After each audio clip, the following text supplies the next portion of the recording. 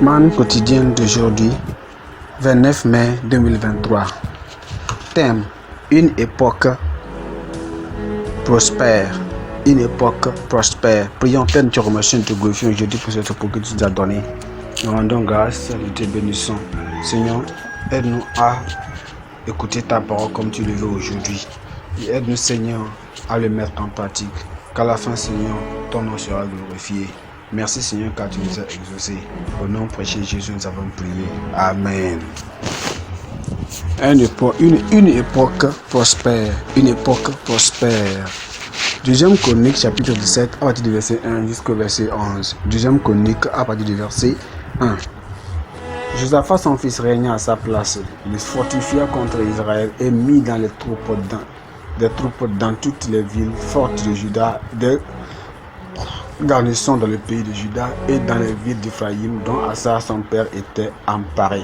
L'Éternel fut avec Josaphat parce qu'il marcha dans les premières voies de David, son père, et qu'il ne chercha point les Baals, car il eut recours au Dieu de son père, et il suivit des commandements sans imiter ce que faisait Israël.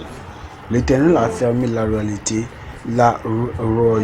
entre les mains de Josaphat, à qui tout Juda apportait des présents et qui eut en abondance des richesses de la guerre et la gloire. Ce cœur grandit dans les voies de l'Éternel et fit encore disparaître de Juda les hauts lieux et les idoles. La 13e année de son règne, il chargea ses chefs de Ben-Haïf, Abdas, Zacharie, Nathanil et Miché d'aller enseigner dans les villes de Juda.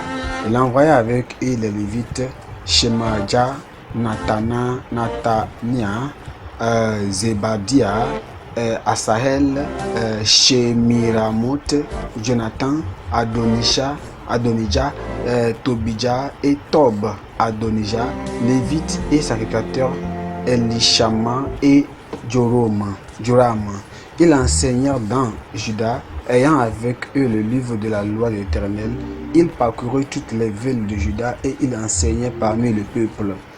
La terreur de l'Éternel s'empara de tous les royaumes du pays qui environnaient Juda et ils ne firent point la guerre à Josaphat. Des Philistins apportèrent à Josaphat des présents et un tribut en argent, et les Arabes lui amenèrent aussi du bétail 7700 béliers et 7700 boucs. Amen. Le verset clé, c'est le verset 10 qui est: la terreur de l'Éternel s'empara de tous les royaumes des pays qui environnaient Juda, et ils ne firent point la guerre à Josaphat. Une époque prospère. Les rois et les dirigeants politiques recherchent la paix, la prospérité et le progrès pendant et après leur période de pouvoir. Ils réunissent des groupes de concertation pour proposer des plans permettant d'atteindre ces objectifs. Certains cependant n'hésitent pas à employer des voies déraisonnables pour atteindre ces nobles fins. Pour eux, dîner avec le diable pour obtenir ce qu'ils veulent est courant. Le roi Josaphat dans notre texte savait que la véritable prospérité et le progrès ne pouvaient venir dans son pays qu'en obéissant aux paroles de Dieu. Il a mis la loi au Seigneur, la loi du Seigneur en premier lieu.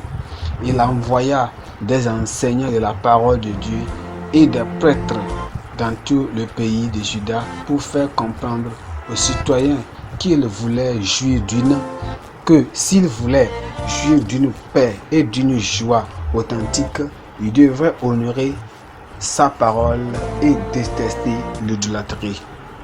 Ce zèle national pour Dieu a conduit le ciel à faire prospérer Juda et à éloigner les guerres du pays.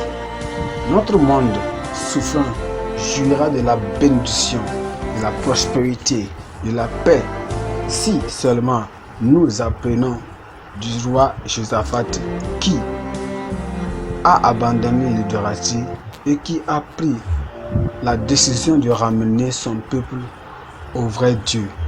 Chaque personne mène désemparée de l'instar des sociétés agonissantes peut aussi jouir de la vie de paix, de victoire si elle respecte les droits de Dieu.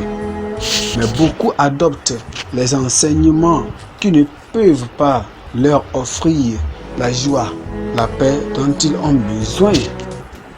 La vaste éducation qu'ils ont acquise les rend encore plus frustrés.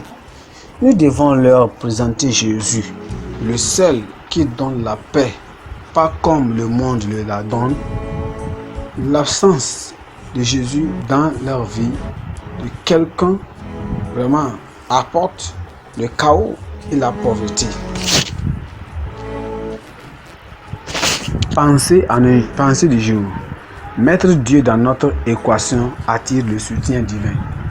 Mettre Dieu dans notre équation attire le soutien divin. La Bible en un an. Michée chapitre 1 jusqu'au chapitre 4. Michée chapitre 1 jusqu'au chapitre 4. Prions, Père, nous te bénissons, nous te glorifions, Seigneur, pour ce que tu fais dans ta vie. Nous savons que tu es un Dieu grand. Tu fais toucher aussi dans ta parole. Conduis et aide-nous, Seigneur, à obéir à ta parole lorsqu'elle vient vers nous. Qu'à la fin, l'honneur et la gloire te sera donnée. Au nom précieux de Jésus, nous avons prié. Amen.